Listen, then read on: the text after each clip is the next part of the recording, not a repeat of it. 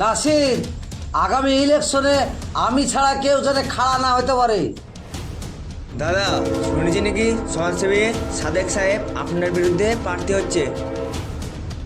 দাদা, সাদেক সাহেবের মাথার উপরে বাবার হাত আছে।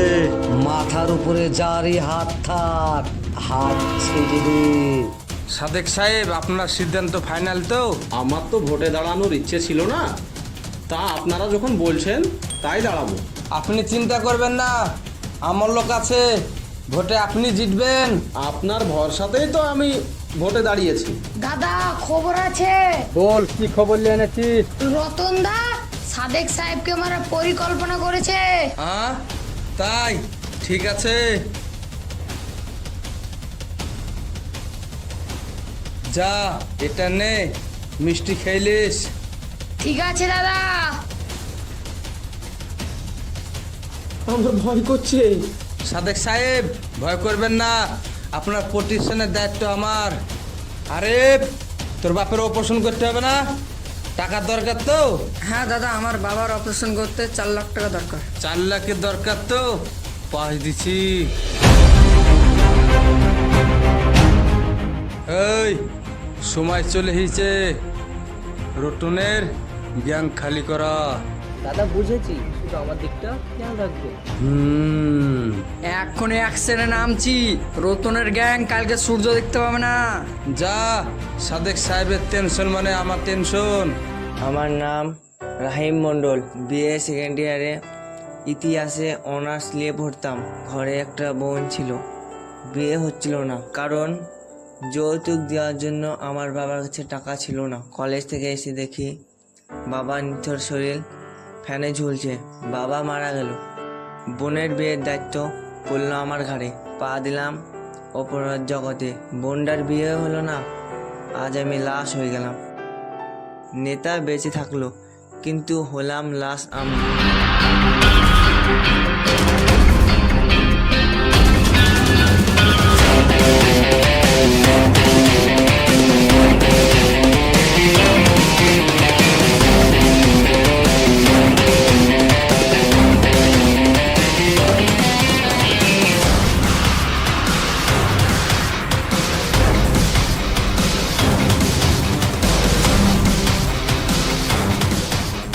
রতনের একজনকে নামিয়ে দিয়েছি। সত্যি সত্যি?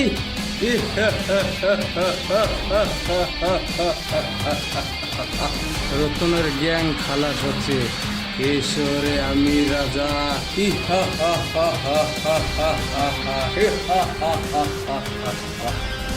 গঙ্গার জল যেমন বয়ে যাচ্ছে, আমার রাজত্বও যেন এইভাবেই বয়ে যায়, এটাই আমি দেখতে চাই। আপনার রাজত্ব টিকে রাখার জন্য সব ব্যবস্থা করছি, চিন্তা করবেন না।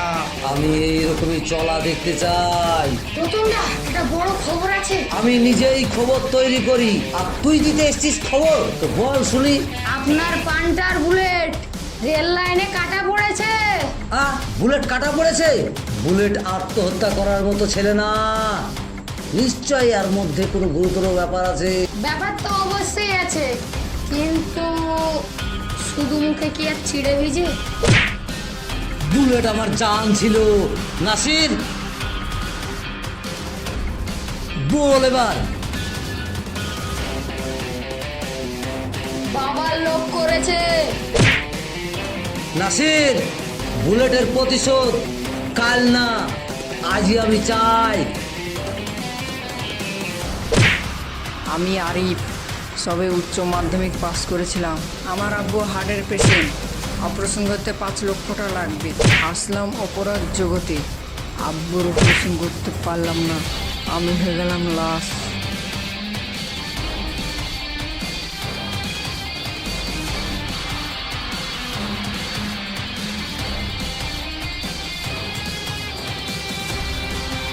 রতনদা, বল। বাবার একজনকে নামিয়ে দিলাম। বাহ, এতদিনে একটা ভালো কাজ করেছিস, চলে আয়। সবই তো দেখলেন, নেতা বেঁচে আছে, আর আমি হয়ে গেছি লাশ।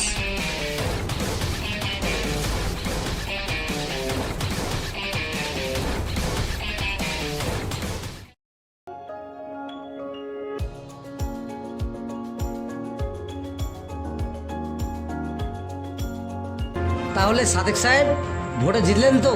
সবই তো আপনাদের আশীর্বাদ। হ্যাঁ বাবু বলো, কিছু বলছিলে? আব্বু কলেজে যাচ্ছিলাম, কিছু টাকার দরকার ছিল। আচ্ছা আচ্ছা আচ্ছা আচ্ছা, এই নাও।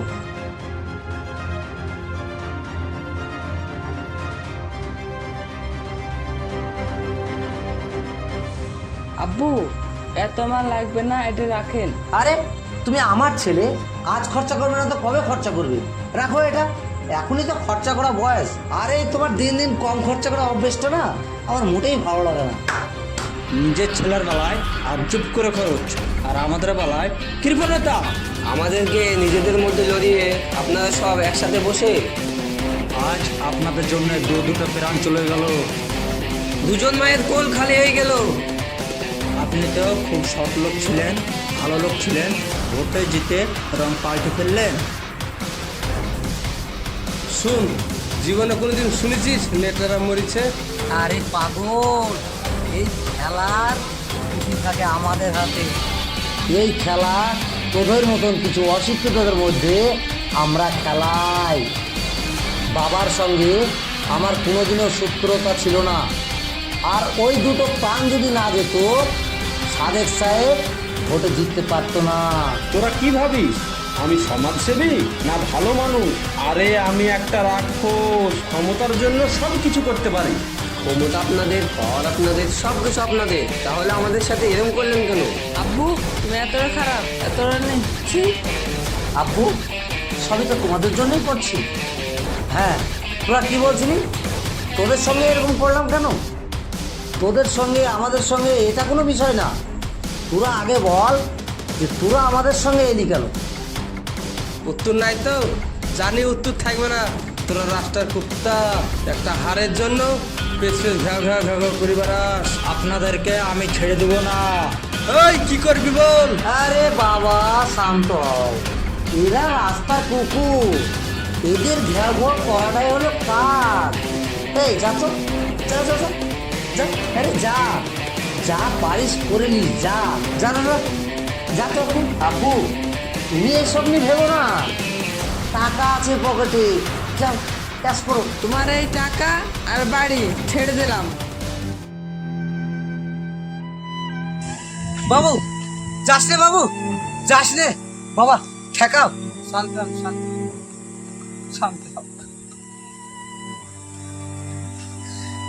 এখন আমি তো টাকা পয়সা ধন দৌলত সবই পাইলাম, সাদেক আলীকে ভোটে জিতানির স্বপ্ন ছিল, তাও জিতিয়ে দিলাম।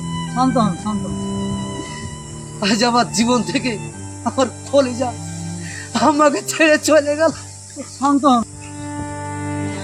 আজ বুঝলাম এই পিড়িতা, এই পিড়িতি শোধ। তুই যা।